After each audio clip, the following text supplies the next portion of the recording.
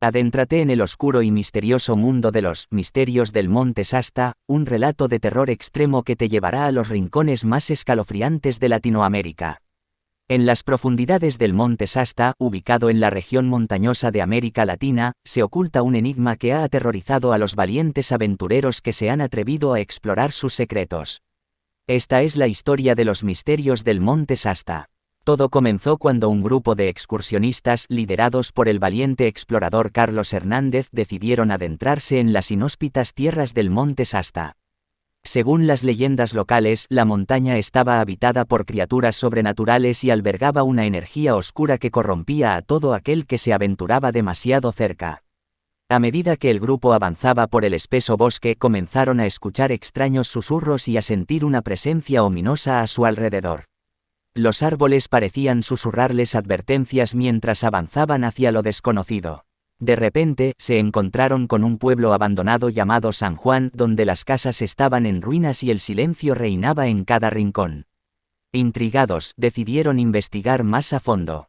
Pronto descubrieron que el pueblo había sido víctima de una terrible maldición que había dejado a sus habitantes convertidos en sombras de su antiguo ser. A medida que la noche caía sobre ellos, el grupo comenzó a escuchar aullidos y gemidos provenientes de las montañas. Pronto se dieron cuenta de que no estaban solos. Seres oscuros y retorcidos conocidos como los devoradores de almas, emergieron de las sombras y comenzaron a acecharlos. Desesperados por sobrevivir, Carlos y sus compañeros intentaron huir, pero la montaña parecía atraparlos en un laberinto sin salida. Uno por uno, los miembros del grupo fueron atrapados por los devoradores de almas y arrastrados a la oscuridad. Carlos, el único superviviente, se encontró cara a cara con el líder de los devoradores de almas, un ser de pesadilla conocido como el Señor de las Sombras.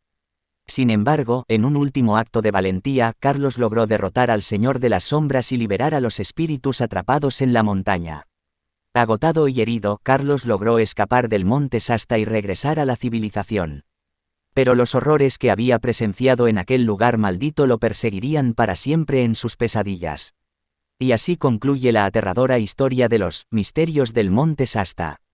Un relato que nos recuerda que existen lugares oscuros y enigmáticos en Latinoamérica donde los horrores acechan y los valientes se adentran para desvelar los secretos más escalofriantes.